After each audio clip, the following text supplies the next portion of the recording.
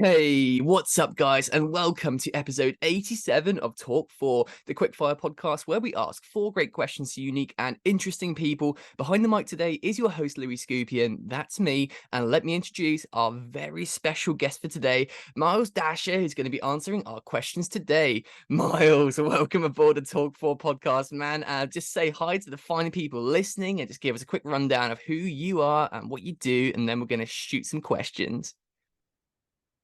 Stoked to be here, Louis. Thank you for having me. I'm Miles Daisher, your friendly neighborhood base jumper. Live in Twin Falls, Idaho at the bridge. And yeah, I've just been living the dream ever since I pretty much was born. And here we are, just climb up mountains, jumping off of them, and having more fun than people is what I like to call it. Oh man, no, you're epic. I've been following your stuff for quite some time now, and it's clear that you're an absolute legend within the space. So always great to have you here. But truth be told, man, I wasn't quite sure what to expect when I came here because when I was doing my back research on you, I saw one of your past podcasts, and the guy runs the intro, and then it flicks over to you, and you were like cooking and stuff. I thought it was one of the most brilliant things I've ever seen, man. It's hilarious. I wasn't sure what to expect here, if I'm honest. Yeah, who knows? I could have been mowing the lawn this time, but yeah, you caught me sitting down, which is like I'm not on an airplane. It's kind of rare. I love it. No, that gave me a great laugh. But man, let's start with the mind blower before we get into the four questions. So you're looking at a guy who has done over 10,000 skydives and over 6,000 base jumps. I mean, those numbers may actually be outdated now as well. I mean, I had a guy on before, Sam Hardy, awesome dude, really talented at what he does, base jumping and wingsuiting. He was at about 2,500 base jumps, and well, I thought, well, it is. I thought that was just nuts. But then you've got you, Miles, up to 6,000. So ridiculous. I guess just before we get into it, man, how many jumps are you up to now? Just topped out 7,000 base jumps and 11,400 skydives. So I know Sam God. Penis Hardy. I've hung out with that dude in China. That's Yeah. awesome, man. I can imagine it's quite a small world, isn't it, in the base jumping community? There's not that many people doing it, is there?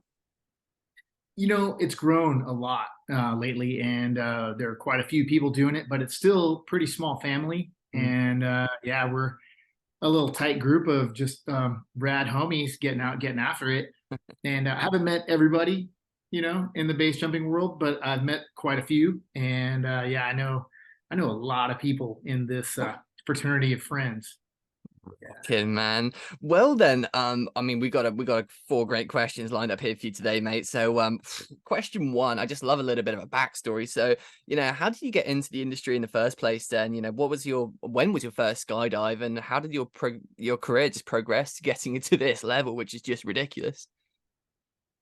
Skydiving is one of those things. When I was a kid, I always wanted to do it, and then as I got older, I kind of fell into it. Mm.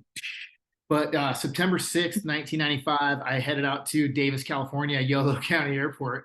And can you believe it? Yolo County Airport.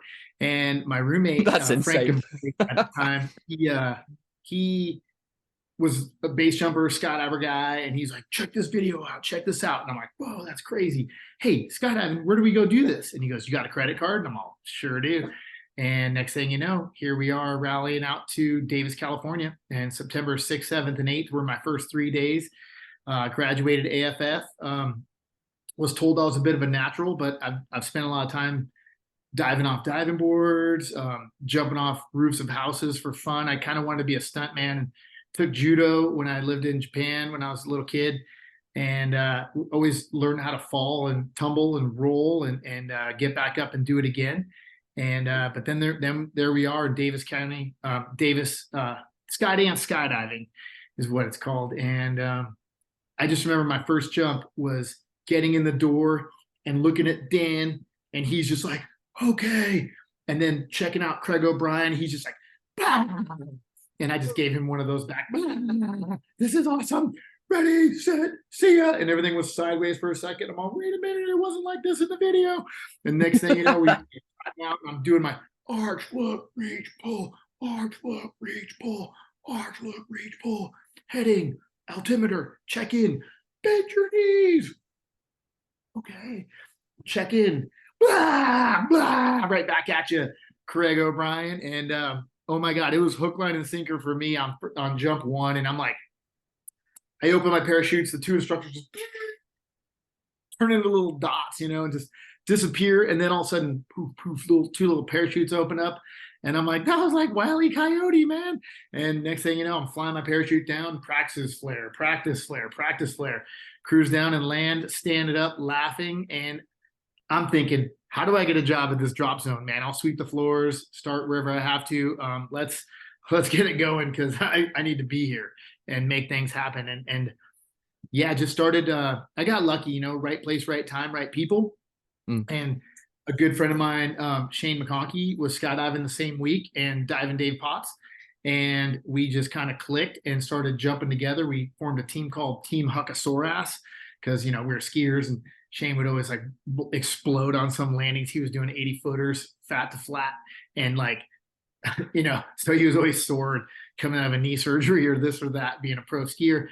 And we formed a team, started jumping with Cliff Ryder, Mark Broderick, Mark Heisey, just a bunch of like fun-loving criminals out in Davis County Airport. And then we moved to Lodi, then that moved into the parachute center there, and then into Skydive Lake Tahoe.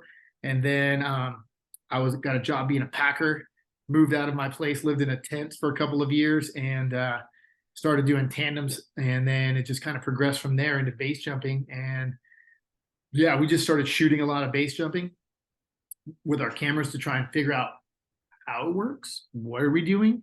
How can we figure out how to do it better and better? How does this gear work? Let's shoot a video of it and watch it super slow motion and play it back.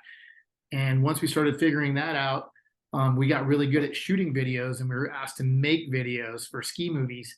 Nice. And then it just started progressing from there. Wicked, man. That's a hell of a backstory. One of the questions I'm kind of thinking now then is, I mean, the way you describe that first jump is just like, wow, what a rush. I mean, I'm pending on my first jump. I would love to go out soon and get one done. Kind of trying to work up the nerves for it and stuff, but I'm just interested, man. So, after that first jump, when you're at so many now, what was it, 11,700 or something, 7,000 base jumps, do you still get that exact same feeling like jump one? I mean, how does it feel nowadays to you? It's not the same as the first one, because you can never have a first time over and over. But yes, you get fired up. You're basically going, okay, turn on synapses, everything starts firing. Let's be truly alive right now and live like this activity, do this activity like our life depends on it, because it does. So like, stay focused. It wakes you up, and it makes you kind of want to like just be more alive than you normally are, like walking through everyday life, like staring at your phone, walking across the street, trying not to get hit by cars. You know what I mean? Yeah, I get fired up to get fired up. And I got home from a trip to Lauterbrunnen and super stoked to get out to the bridge. And even though it's only 500 feet tall, it's still dangerous. And, you still need to pay attention, probably even more so because there's less altitude to deal with and dial things in.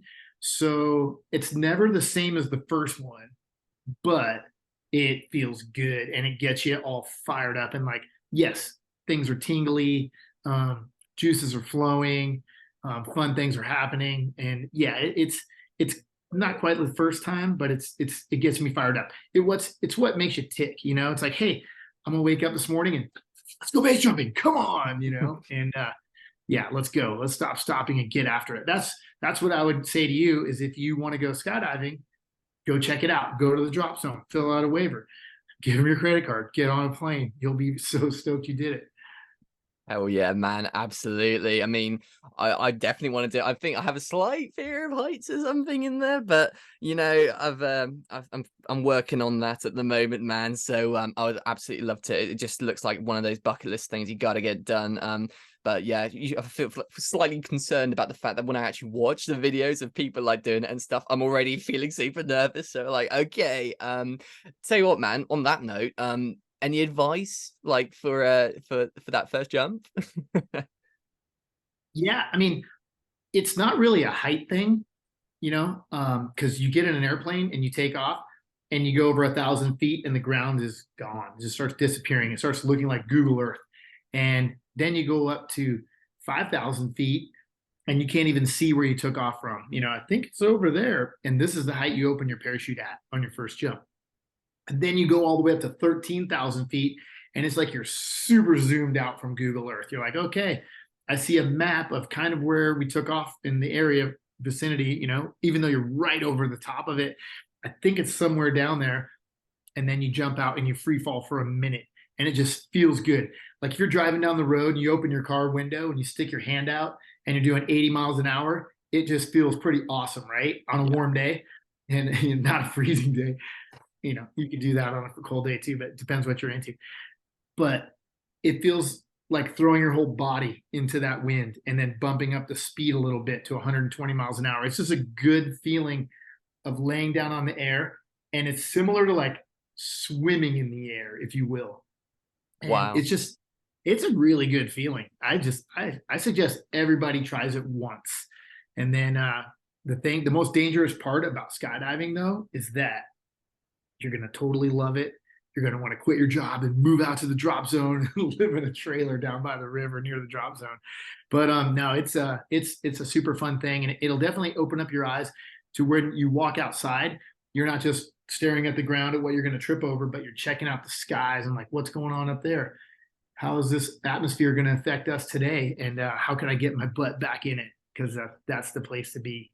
I like that, man, as well. There's a really good point there actually as well. And if you think about like how people live nowadays in general and stuff with phones and all this technology and stuff, we spend so much time looking down and everything is like what's in our hands, what's kind of in front of us, what, where we walk in, all this sort of stuff.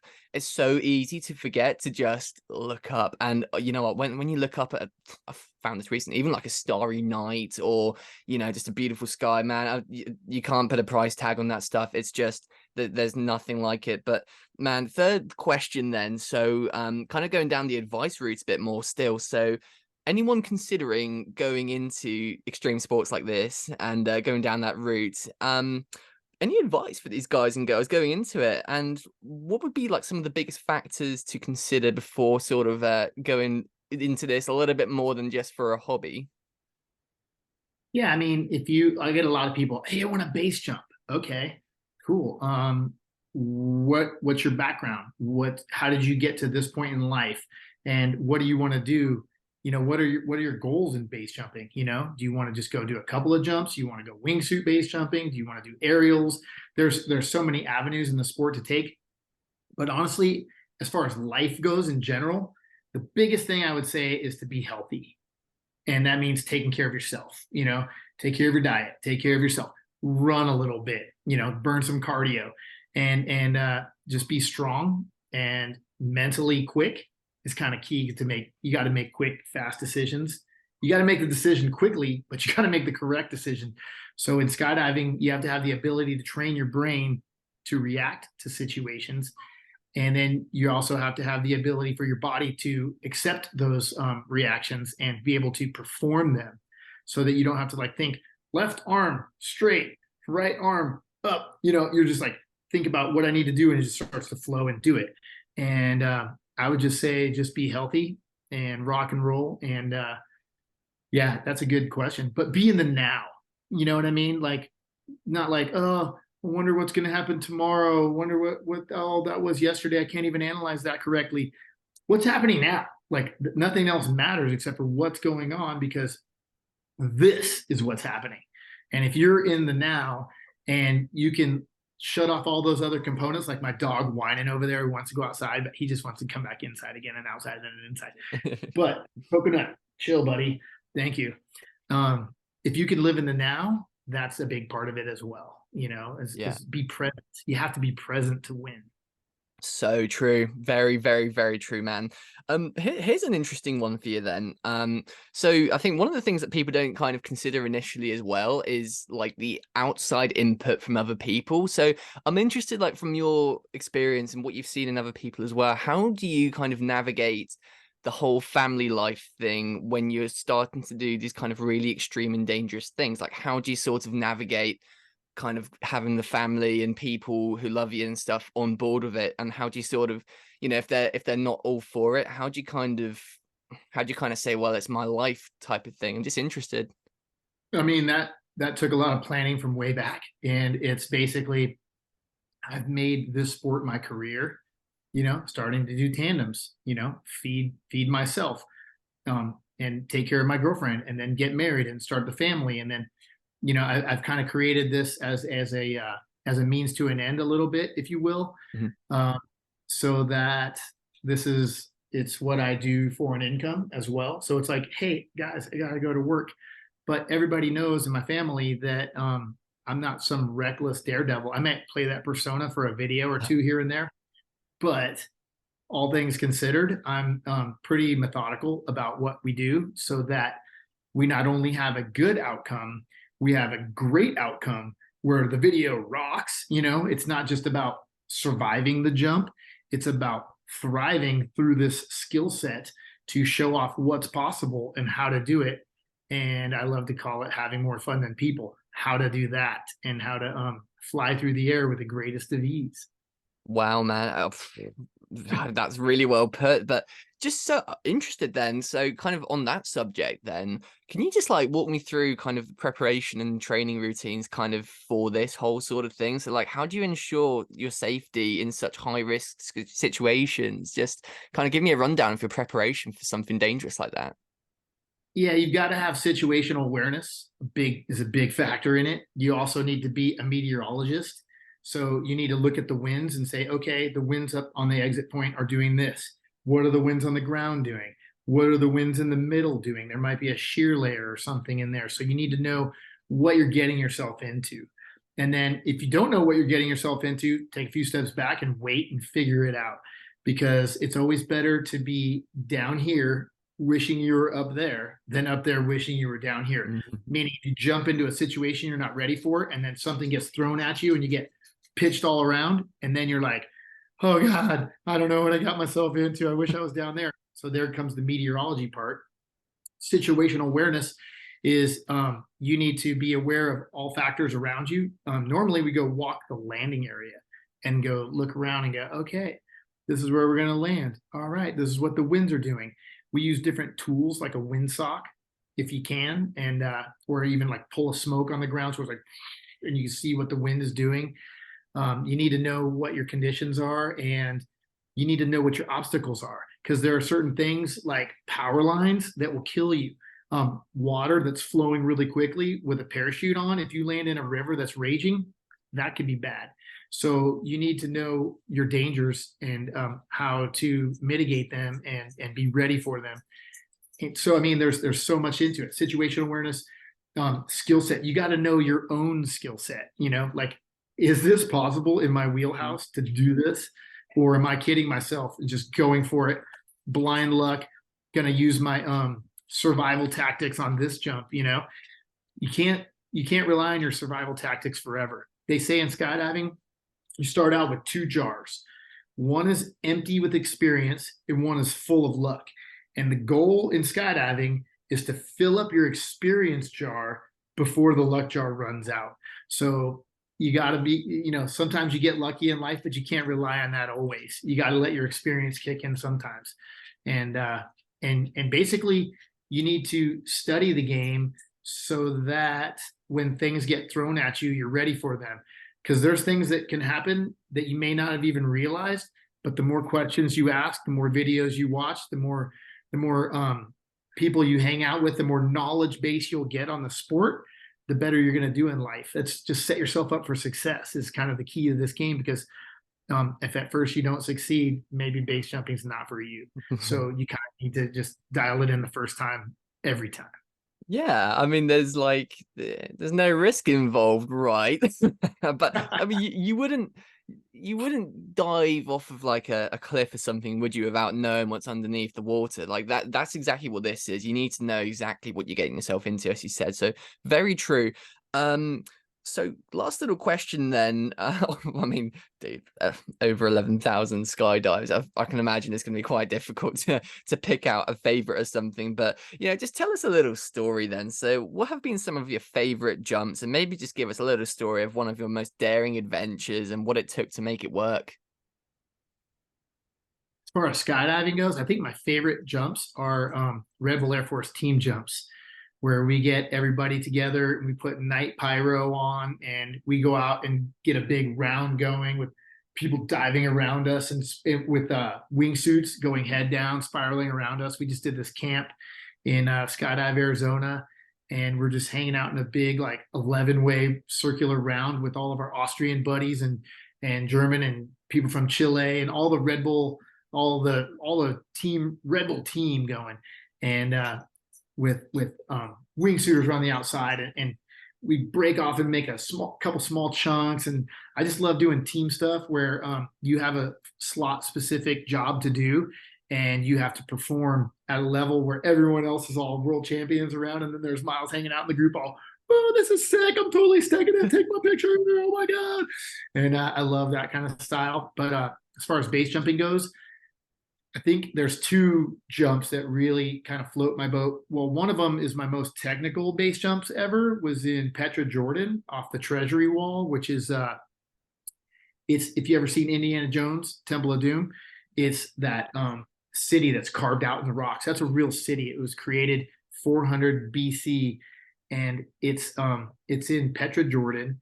It's called the Treasury Wall, and it's this sheer cliff that has a carving of a building in the wall, and above it is an overhanging. It's not overhanging. It's semi positive cliff. It's not quite sheer, and the Prince of Jordan gave us permission to skydive in, and if we deemed it possible to do a base jump, then we could. And I looked at it for 2 hours before I thought it was possible, and I'm like, okay, there's two ways to do it: good way and the not so good way. Let's go for the good way. And it's in a slot canyon. It's 100 feet across. It's probably less than that. It's probably 80 feet across. So when you open up and you fly your parachute, you're there in a few seconds, and you just need to stall, sink, turn, and then surge back to land. And it was super technical jump where I had Andy Farrington hold my pilot chute and open my static line, my opening, so that I opened without skipping off the back of this cliff, and then or skipping my back off of this cliff when I opened. And then I flew out and around and came back and landed right in front of it. I wanted to land in the opening, the doorway, and it's got these really sharp steps going up into it. And I thought, dude, that would be the sickest to swoop around and go into the landing. And it would have worked out perfect, except for I measured the pillars on either side of the door just before you get to the door, and they were 2 feet shorter than the width of my canopy. So I elected not to go for that. I still think I might have made it, but I'm glad that I didn't get hurt on that one, because yeah, you're only as good as your last landing, and that one was a big video project. So so I needed to stick that. And then the other favorite base jump is off of a cliff that I just was recently visiting in Lauterbrunnen, Switzerland, off the backside of the Jungfrau, called Milchstuhl. And it's this 2.5 hour hike up. We did it in 3 hours, actually. And then you wingsuit down around the corner, ripping by all these waterfalls, just yodeling all through the Swiss mountains and laughing on the way down. And oh my gosh. And then you get to the very last waterfall and you just dive at it, and then power up, and then flare up, and then open, and then woo, land right by your car, and then go get amazing cheese roasty breakfast. It's, oh my gosh, yeah, living the dream, man. I can't even tell you how much fun it is. I mean, I could tell you how much fun it is, and I'm gonna get in trouble. Amazing stuff. Well, I mean, when you've done that many of them, I'm just curious now. So is there anywhere that you haven't done it that's like you've got it on your radar locked on this place and you want to go there and take it off the list? Is there anywhere like that you've got still, or have you really just gone through it all? No. There's so many places out there. The world is huge. There's endless locations, and I really want to get to Norway. I've already been to the Cliff Lowen, where you can take a gondola or cable car up to the top and wingsuit base jump there. But I haven't been with the people I want to go there with, with Espen Fadness and Amber. And when I went there, I climbed a Via Ferrata and just did it solo into some seriously strong winds, which gave me like immediate lift. And I was like, wow, that was the best start of my life. But I'd like to go there and spend some time in Lowen. And yeah, there's plenty of places, lots of other countries I'd like to go to and base jump that I haven't yet. I'd like to go to Greece. I used to live there, but it was a long time before I was a base jumper. there's so many places. I'd love to go to Antarctica, and actually, I don't know if I would love to go there. I would like to, because I think love is a strong word, and you got to survive while you're down there. It's cold. Cold injuries are for real. And yeah, there's so many things I want to do. I just want to keep myself healthy and keep myself alive and rocking it and enjoying life as much as humanly possible. That's my goal. Sure looks like you're doing it. Just thinking about it, Yeah. so like some of the things I've seen, like the images and the internet and stuff, I could imagine that Iceland would be like a fantastic place to do it, right? Are there some good spots there? Oh my gosh, Iceland, Greenland. I just flew over there and I was out the window and I'm like, look at that cliff. Look at that cliff. Check out the map, moving map. That's where this is. Okay, okay. Gotta put another box to tick off the list, Yeah. Yeah, I'm sure there's endless amazing places out there. But I think I need to start figuring out things about I started getting into paramotoring quite a bit. And I think I'd like to get a team of paramotorists who can also wingsuit base jump and go fly to some exits and then remote control your paramotor on down to the ground and then get off the top and go land by your paramotor and start it back up and fly back to camp, refuel, do it again. Stuff like that. Nice. Wicked, Miles. Well, I mean, I can't wait to keep seeing all your content and everything. But one more little question before we wrap this up as well. So I've heard that you worked with the man himself, Maverick, Ethan Hunt, Tom Cruise on Dead Reckoning Part 1. So yeah, I saw that movie recently. I actually did a podcast with the editor of the movie, wicked guy. But just wondering, what was it like working with him then, and just kind of walk me through that sort of process to getting that insane stunt out the way. Oh my gosh, that was so amazing. Actually, Tom Cruise is just like he sounds. Like it's what you see is what you get. When you see him in the movies, that's him. He is amazing. One of the nicest guys you'll ever meet on the planet. He's always like, "Hey, good morning, good to see you, good to see you, good to see you." And then and he's always running around and just like hut, hut, hut, hut, hut, hut. And hey, let's go, let's go, let's go. Come on, guys, let's get fired up, let's go. And he's a motivator. And it was amazing working with him because he's just like the Navy SEAL type persona where he's got a photographic memory. When you tell him something, he locks it in. And if he doesn't understand it, he'll let you know, "I'm not sure what you mean by that. Can you rephrase that?" And you give him different words, and he's like, "Okay, got it. Check." And then yeah, he can perform so well. I mean, oh my gosh, we had him jump off a cliff on a motorcycle 7 times in one day. And while he's riding this motorcycle off a cliff into a base jump, he's acting at the same time. And he did it perfect every single time. It was amazing working with Tom. And it's funny, I'm like, "Hey, the cool guys like to do it like this and like this." He's like, "Exactly, that's what I need to know." Cool. Okay, drop your canopy like this. And yeah, he's a bro, and what a cool guy. I can't give him enough props. It was amazing hanging out with him. And that to me, dream come true. Always wanted to be a Hollywood stuntman, and working with the man, A-list actor, top of the food chain, it was dream come true, man. I'm just so fired up and lucky in life in general, and honored to be able to work with Tom Cruise.